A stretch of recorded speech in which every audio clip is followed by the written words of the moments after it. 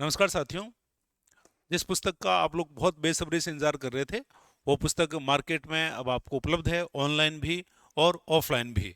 तो ये जो पुस्तक है, भारतीय इतिहास आरंभ से आज़ादी तक, है ना। एक तो इस पुस्तक का जो परिचय है, ये परिचय अपना आप में भी ये बात है कि जो पीएसपी सीरीज की जो पुस्तकें होती है इतिहास में, इतिहास लेखन में, उनका कोई मुकाबला नहीं है फिलहाल। और अब तक जितने भी एग्जाम हुए उसमें हम लोग देखते हैं कि पप्पू सिंह जी की पुस्तकों का जो हमारी पूरी लेखक टीम है, वो इतनी मेहनत से लिखते हैं कि एग्जाम में आपको खूब क्वेश्चन वहाँ से मिलते हैं। और एक पुस्तक जो है अब आपको ऑनलाइन और ऑफलाइन दोनों ही मोड पर उपलब्ध है। एक तो मैं आपको इसकी जो पाठ्य सामग्री है उससे आपका मैं परिचय करवा दूं, फिर मैं आपको बताऊंगा कि ये किताब आपको लेनी क्यों जरूरी है, और यदि पुरानी किताबें आपके पास में है तो आपको ये पुस्तक लेनी चाहिए या नहीं लेनी चाहिए, इस पुस्तक में नया क्या है और ये किन एग्जाम में आपके लिए उपयोगी रहने वाली, वो सारी बातें हम लोग इसमें करेंगे। तो ये पुस्तक, इसका कवर पेज आप लोग देख रहे हो, भारतीय इतिहास आरंभ से आज़ादी तक। और ये आप देखो कि इसकी अनुक्रमणिका है, और इसमें जो जो चैप्टर हैं वो हमने इसमें लिखे हुए हैं। और इसमें जो रेड कलर से जो हाईलाइट किए हुए हैं, ये सारे अभी जो स्कूल व्याख्याता परीक्षा होनी है उस परीक्षा के टॉपिक है ये। और जो नए टॉपिक डाले अभी आरपीएससी ने, वो नए वाले टॉपिक भी इसमें शामिल कर दिए हैं। तो इसमें प्राचीन भारतीय इतिहास के स्रोत, भौगोलिक संरचना एवं भारतीय संस्कृति की विशेषताएं, तो जो केवल येलो येलो जो किए हुए हैं वो स्कूल लेक्चरर के लिए उपयोगी है। और बाकी जो टॉपिक है, बाकी टॉपिक उनको पढ़ने नहीं है, इस एग्जाम के लिए नहीं पढ़ने हैं। बाकी जो नेट वगैरह के एग्जाम दे रहे हैं या किसी और पीएससी के यदि आप विद्यार्थी हैं तो बाकी टॉपिक भी आप देखें। लेकिन ये हमने केवल जो रेड वाले, ये जो येलो जो हमने किया है, येलो हमने केवल जो आरपीएससी है, आरपीएससी के स्कूल लेक्चर के एग्जाम के लिए किए हुए हैं ये। तो ये आप देखो कि प्राचीन भारत में इसमें जो जितने टॉपिक लगते हैं भारतीय इतिहास में, सामान्यतः जितने टॉपिक स्टेट पीएससी में, नेट में लगते हैं, वो सारे के सारे हमने 20 जो टॉपिक हैं वो हमने इसमें शामिल किए हैं। ठीक है। और मध्य का प्राचीन भारत में टोटल 31 टॉपिक। और फिर आप देखो कि मध्यकाल भारत की अपने बात करें तो फिर वही येलो वाले फर्स्ट ग्रेड के लिए हैं। तो इसमें कोई भी टॉपिक जो है, कोई भी टॉपिक इसमें छूटता नहीं है। और अ, इसमें जो कुल जो टॉपिक है, कुल टॉपिक है 19 टॉपिक लिखे गए हैं इसके अंदर। और जो आधुनिक भारत है, आधुनिक भारत में आप देखो कभी जो फर्स्ट ग्रेड में नए टॉपिक लिखे, आज़ादी के बाद का भारत, जिसमें रियासतों का एकीकरण है, स्वतंत्रता के बाद की बहुत सारी समस्याएं, संविधान का निर्माण, और आज़ादी के बाद की राजनीतिक, सामाजिक, आर्थिक विकास, विज्ञान और प्रौद्योगिकी, ये दोनों जो चैप्टर हैं, ये दोनों चैप्टर भी लगा दिए गए हैं इसमें, आपके शामिल है। तो ये 29 टॉपिक हो गए आपके आधुनिक के, 19 हो गए मध्यकाल के, और 31 जो टॉपिक हैं, 31 टॉपिक हो गए प्राचीन भारत के। मतलब कि कोई भी जो टॉपिक है, कोई भी टॉपिक छूट नहीं रहा है।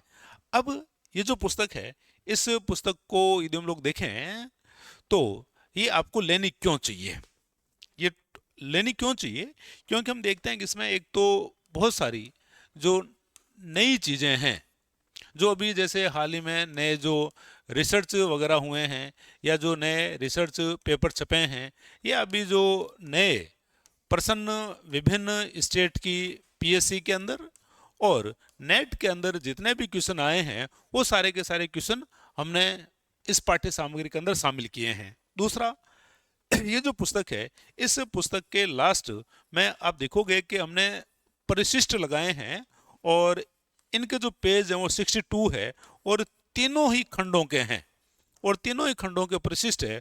और इन परिशिष्टों को आप देखेंगे तो मैं दिखाऊं आपको, ये जो परिशिष्ट है, ये परिशिष्ट कुछ इस प्रकार से होंगे आपके। तो आज़ादी के बाद का भारत, ठीक है। तो इसमें जो जितनी भी छोटी बड़ी जो भी चीजें इसमें शामिल करनी चाहिए थी, वो हमने शामिल की हुई है इसके अंदर। जैसे ये परिशिष्ट एक हमारा, तो इसमें आप देखो कि वैदिक साहित्य से संबंधित जितनी महत्वपूर्ण बातें हैं सारी यहाँ डाल दी गई है। इसी प्रकार से आप देखो कि जो महत्वपूर्ण टिप्पणियां हैं, महत्वपूर्ण टिप्पणियां की गई है। ठीक है। फिर आप देखो आधुनिक भारत में भी इसी प्रकार के जो परिशिष्ट हैं, परिशिष्ट शामिल किए गए। तो ये जो परिशिष्ट है, ये परिशिष्ट एक प्रकार से आप देखो कि पूरा जो खंड है, पूरे खंड में जो महत्वपूर्ण जो बातें हैं, महत्वपूर्ण बातों का रिवीजन करवा देती है आपका। तो ये पुस्तक आपको लेनी क्यों चाहिए, उस क्यों में एक तो आप देखो कि ये जो परिशिष्ट हैं, परिशिष्ट आपको मिल रहे हैं, और परिशिष्ट एक प्रकार से रिवीजन है पूरे के पूरे, ठीक है, तीनों खंडों के परिशिष्ट हैं।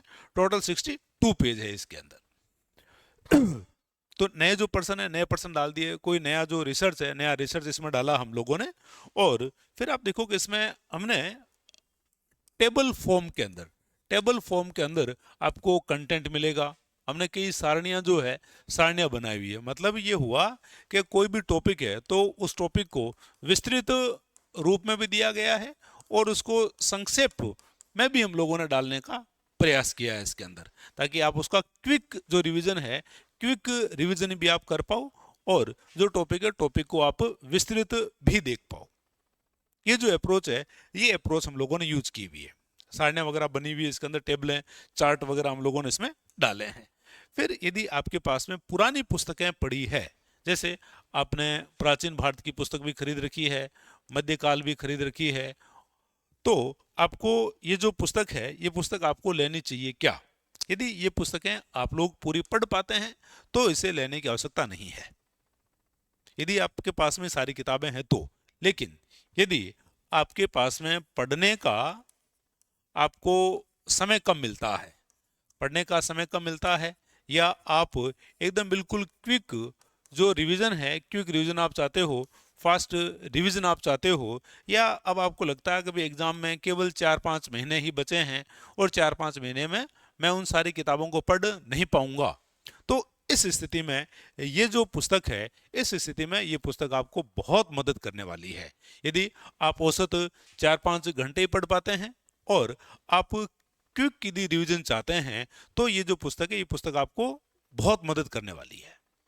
और यदि आपके पास में लंबा समय है और आप चाह रहे हो नहीं मुझे तो यही विस्तार से ही देखना है, तो आप इसे विस्तार से देखने के लिए हमारी जो पुरानी पुस्तकें हैं पीएसपी सीरीज की, इन पुस्तकों के साथ में आप यदि हैं तो आपको कोई दिक्कत आने वाली नहीं है। और अभी तक आप लोगों ने देख ही लिया है कि जो भी एग्जाम वगैरह हो रहे हैं, उन एग्जामों में किस प्रकार से ये जो पुस्तक है, ये पुस्तक आपको मदद कर रही है, कोई भी एग्जाम हो चाहे। और दूसरा, अभी आप देखो कि एग्जाम का जिस प्रकार से स्तर बना हुआ है, जैसे परीक्षाओं में सवाल आ रहे हैं, तो उस प्रकार के सवालों को हल करने के लिए आपको अच्छा पढ़ना बहुत ज्यादा जरूरी है। और क्योंकि भाई जीवन हमारे लिए कोई प्रयोगशाला तो है नहीं कि हमने एक बार दे दिया, हम 2-3 बार और दे लेंगे। कोशिश करें कि भाई जो भी प्रयास आपका है, वो प्रयास आपका अंतिम हो। तो उसके लिए आपको अच्छा जो मैटर है वो पढ़ने की बहुत ज़्यादा आपको आवश्यकता है। तो यदि ये दोनों स्थितियां आप चाह रहे हो, पढ़ने का समय कम मिल रहा है, क्विक यदि आप रिवीजन चाहते हो, तो यदि आपके पास में पुरानी किताब है तब भी आप इस वाली किताब को ले सकते हो। और इसमें नया जो है, नया सिलेबस, यदि आप राजस्थान से हैं तो अभी जो पीएससी ने सिलेबस जारी किया उसमें बहुत सारी जो चीज़ें, बहुत सारी चीज़ें नई भी डाली हुई है, तो वो आपको यहाँ मिल जाएगी। फिर ये जो पुस्तक है, ये पुस्तक किन एग्जामों के लिए उपयोगी है, तो ये आपके नेट जेआरएफ, नेट जेआरएफ के लिए ये पुस्तक उपयोगी है। और जितने भी स्टेट की पीएससी की जो एग्जाम है, जैसे हमारे आरपीएससी में स्कूल लेक्चरर की एग्जाम है, तो इसी प्रकार की जो एग्जाम बाकी स्टेट में भी यदि है, तो उनके लिए पुस्तक बहुत महत्वपूर्ण है। और असिस्टेंट प्रोफेसर, असिस्टेंट प्रोफेसर के लिए भी ये जो पुस्तक है, ये पुस्तक बहुत महत्वपूर्ण है ये, ठीक है। फिर ये जो आपके पीजीटी है, पीजीटी के लिए तो पुस्तक महत्वपूर्ण होनी ही है भाई। नेट जेआरएफ के लिए जब ये पुस्तक पर्याप्त है, तो पीजीटी के लिए भी हम लोग देखते हैं ये पुस्तक आपके पर्याप्त है ये। और स्टेट पीएससी में यदि स्कूल लेक्चरर जैसा एग्जाम आपके वहाँ है, तो भी आपके लिए ये जो पुस्तक है, ये पुस्तक बहुत उपयोगी साबित होने वाली है। असिस्टेंट प्रोफेसर एग्जाम में भी ये पुस्तक बेहतरीन रहने वाली है। तो इनके लिए जो पुस्तक है, ये पुस्तक बहुत उपयोगी है। हमारा कंटेंट है, और हमारे कंटेंट की आप बाकी किसी किताब से आप तुलना नहीं करें तो ठीक है भाई, पेज उतने ज़्यादा हैं, इसके इतने कम हैं, इस प्रकार की तुलना से आपको बचना चाहिए। आपको कंटेंट खुद डिसाइड करना चाहिए कि भाई मार्केट में जो पुस्तकें हैं उनमें किसमें से सवाल ज़्यादा आ रहे हैं, कौन सी पुस्तक परीक्षा के दृष्टिकोण से बहुत उपयोगी है। और इसमें जो लास्ट के जो लगभग मैं आपको बताऊं जो परिशिष्ट है, तो परिशिष्ट में 62 पेज है इसके अंदर लास्ट में जो हमने जोड़े हैं। तो आगे का ही मैटर है, लेकिन हमने उसको लास्ट में क्या कर दिया, समराइज कर दिया है। इसी प्रकार से जो परिशिष्ट जोड़े गए हैं उनका हम लोग देखते हैं 62। और एक जो आज़ादी के बाद का, अभी आपको वो जो मैटर है अभी शायद नहीं मिल रहा होगा कहीं पर भी आपको, तो आज़ादी के बाद के जो 2 चैप्टर जुड़े हुए हैं वो भी लगभग 35 से 40 पेज का जो है हमने डाला है इसके अंदर।